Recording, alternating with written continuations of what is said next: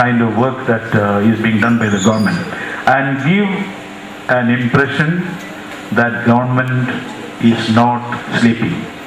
So it is his responsibility to see that the government is awake, and I am sure Dr. Rajanna will make it possible to see that government is awake and ready to enlist the support of people like you who are engaged in this kind of social work.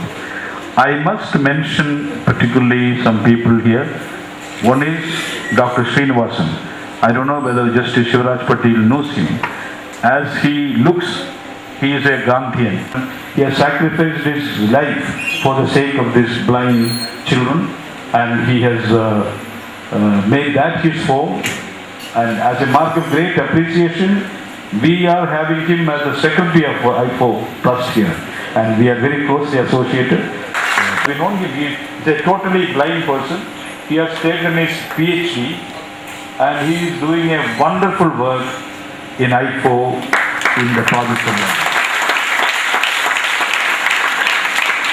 I had an occasion once to travel with him. I offered to help him to get down from the plane. He said, "No sir, I don't require your help. I have my own God-given capacity to manage my affairs. Thank you for your presence and company, but I don't need any help." The kind of confidence with which he built his life and gave his life, or he is giving his life for this kind of work. Great inspiration for all those who have some disability or no. And thank you very much for doing what you are. Dr. Mani, for your commitment. Sister Leela, I would like you to get up.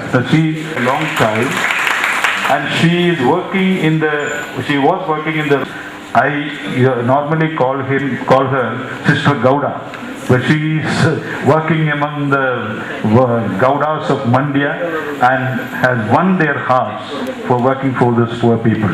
Now she has gone to my old district, Dharwad, Savanur. She is now working in Savanur in this circle. So I appreciate you, and on behalf of IFO, just thank you very much for that.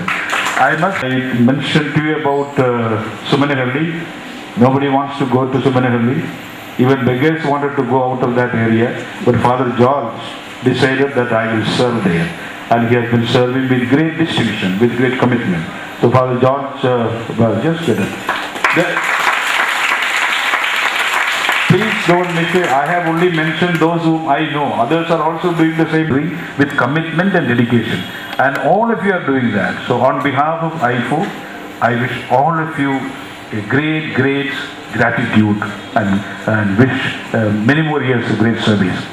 They say gratitude is one of the great parts of our Indian culture. Somebody said an attitude of gratitude is a beatitude. An attitude of gratitude is a beatitude, it's a blessing of God. We have this occasion to thank all of you. And there is in the English language, there are two words, think and thank. And in the old Anglo-Saxon language, which is the precursor of English and Italian and all the European languages, the word think and thank have the same root. They come from the same root. So if you think, you have to thank.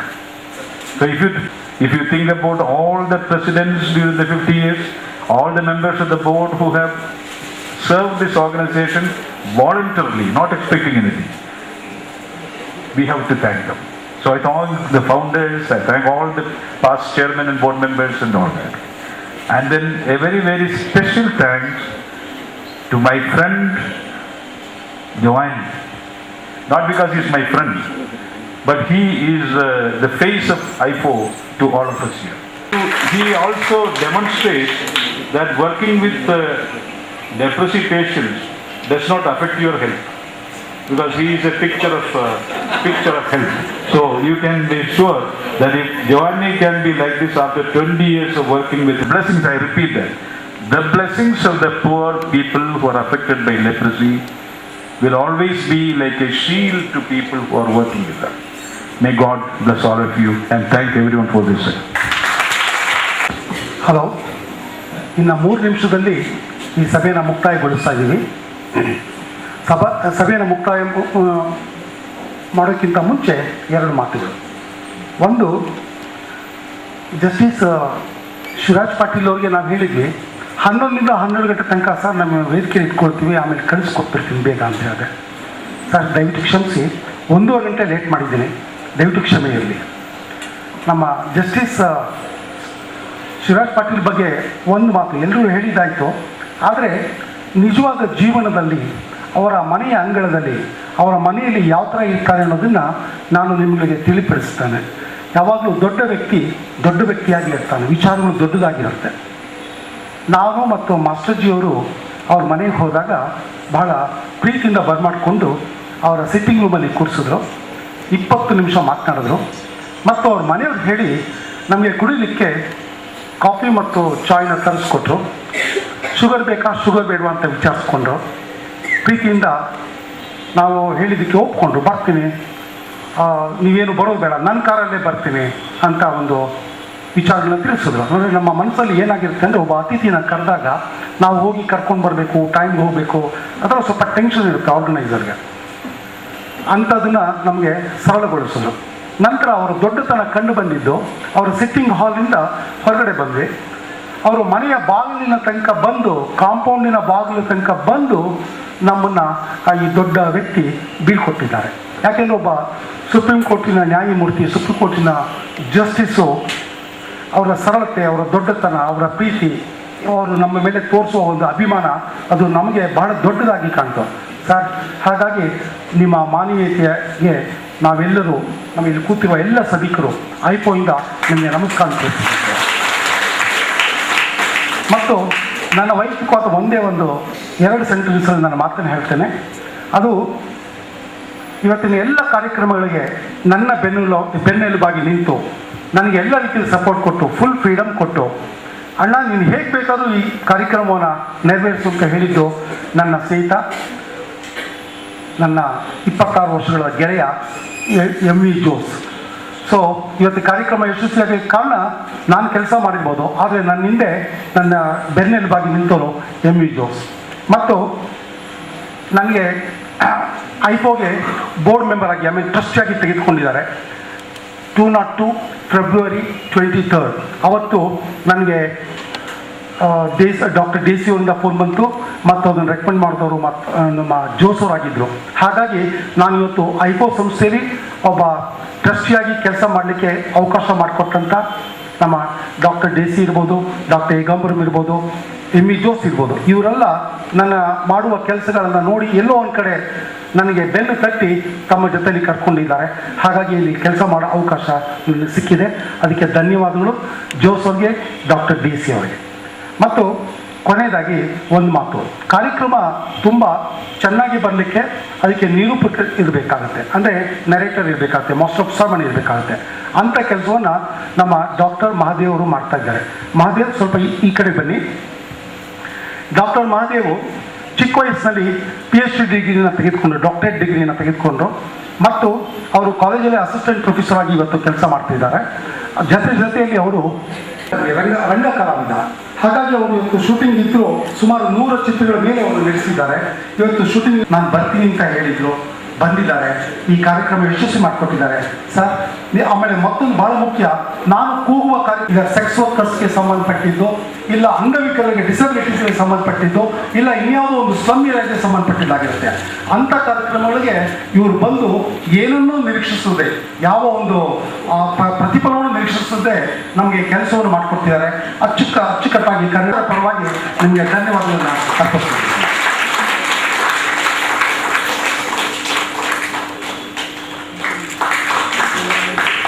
ದೊಡ್ಡವರು ಇಷ್ಟೊತ್ತು 1.25 ಗಂಟೆ ಆದರೂ ನೀವೆಲ್ಲ ಕೂತಿದ್ದೀರಾ, ನೀವೆಲ್ಲರಿಗಿಂತ ದೊಡ್ಡವರು, ನಿಮಗೆ ಧನ್ಯವಾದಗಳು. Thank you.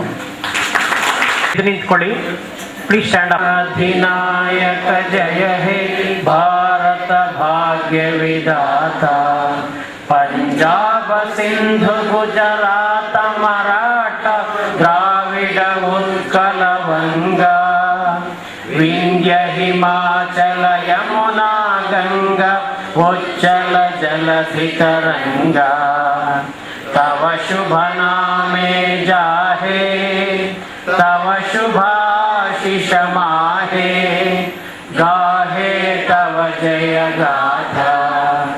जनगण मंगलदायक जय हे भारत भाग्य विधाता।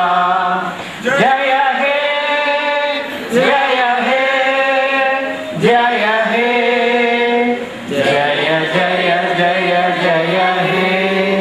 बोलो भारत माता की। I felt. Thank you, one and all.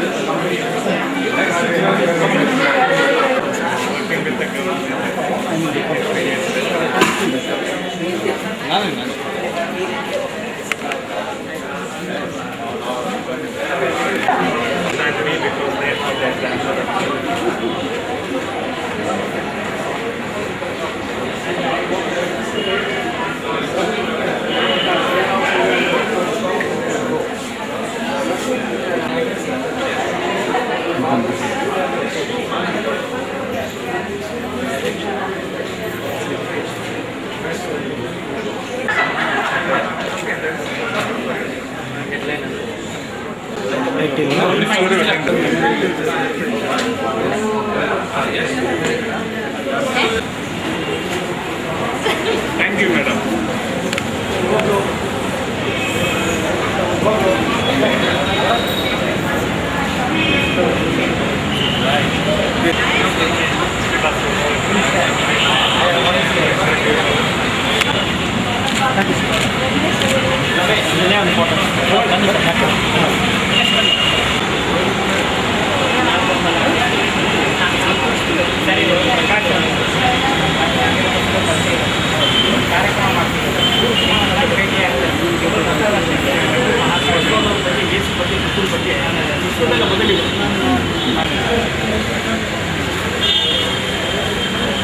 Thank you.